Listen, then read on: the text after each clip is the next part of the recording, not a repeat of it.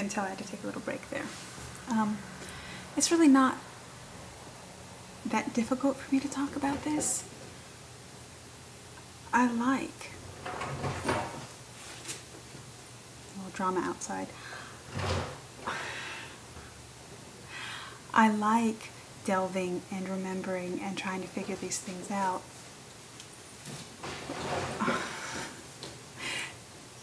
That is another thing that I think another reason why I think I have Asperger's. I know I'm going to get myself sidetracked here, but I have to comment on it because of what just happened there. I do not have a tune-out button.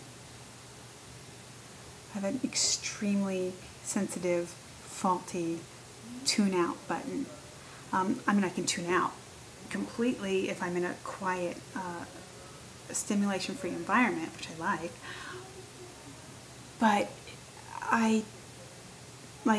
you'll notice I don't have any background music on, and I don't have the television on, and I just don't live my way the way most Americans do. When I was studying in school, in grade school, in high school, in college, I didn't like to listen to music at the same time.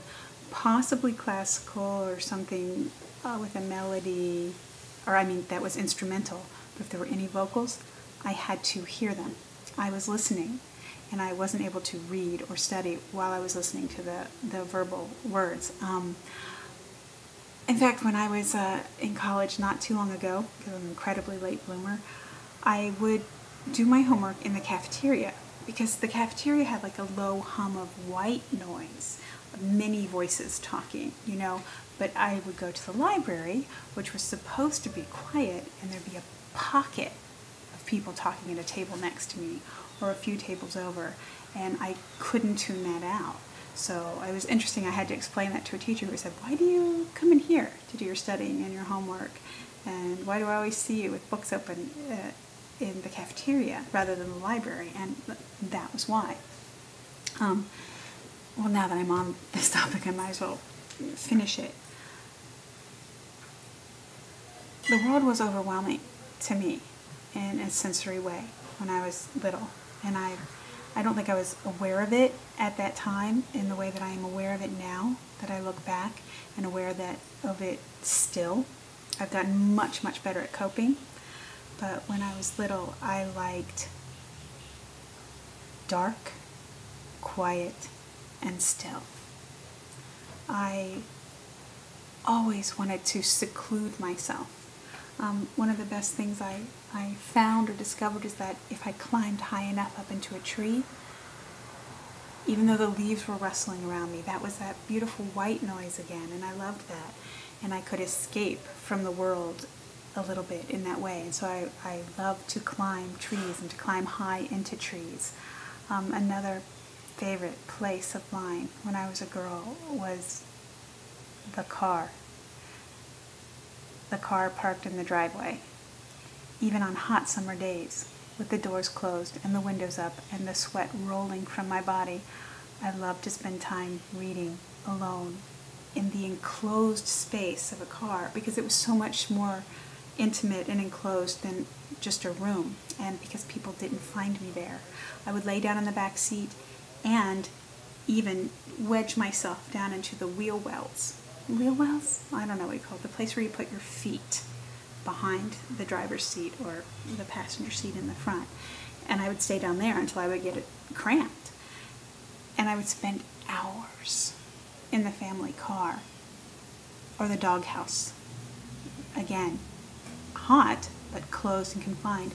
And when I went to my grandmother's house, I liked to go behind a chair, a big overstuffed chair in the dining room, and go back there with magazines and stay. I always was looking for a hiding place. I always wanted a hiding place. And the very best hiding place that I ever found was in the basement, in the dryer. I obviously don't have a problem with claustrophobia, because I love to, you know, put a few soft clothes in there, because there were tumblers that stuck out, 3 of them, you know, so you'd have to arrange it just perfectly, tilt the barrel so that I could get my body in, and pull my arms together and have my knees up to my chest with softer things to cushion the hard tumblers, and then I'd shut the door. And it was the most confined, dark, and quiet place. It's completely black. It's the only time I ever experienced completely black was when I shut myself in the dryer. And I did this probably, I don't know, from the age of 7 or 8 up until I was too big. Maybe 13, 14. And also I began to come out of my shell in a sense then. But yeah, I've just never even, I've told several people about it. I've never met anybody else who liked to put themselves into the dryer and shut the door for that sense of close, dark solitude. Okay. Well, as you can see, I'm thinking about this, and I really am trying to find things that may be different. So that you know that I'm not just reading a short list of 6 items and thinking, oh yes, that applies to me. I didn't like people. I preferred my own company. I was very often overwhelmed by stimulation. I still am. I can't stand to be at a dinner table or a dinner party where there are several conversations going on at the same time. It really messes with my mood and makes me irritable because I cannot tune out the other conversation, you know, and I realize that people do this all the time, but I have a problem with it. So yeah, you know, no friends, liked my own company, didn't understand how to relate to other children, didn't like a lot of noise or light or stimulation. Very, very sensitive, and I still am, about what kinds of fabrics I can wear or be up against. Like, you know, if the person I'm going to be hugging is wearing something that's nubby like wool, it just makes me cringe. My sheets have to be a certain, not a certain material, but they have to be very, very comfortable for me. I've had problems where we had a comforter and I could feel each seam. And I describe myself as the princess in the pea because, and this will sound really extreme, but one night I have to like totally straighten out my sheet because I don't like to, I can feel those little creases and wrinkles of the sheet against my skin. I used to joke that, you know, I had to always sweep the hair from the bed because I would feel a hair if it was on the bed and pressing against my skin.